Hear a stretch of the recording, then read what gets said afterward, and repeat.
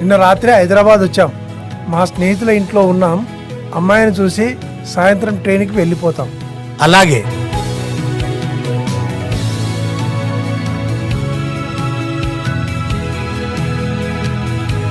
ఏదైనా అడగాలంటే అడగండి.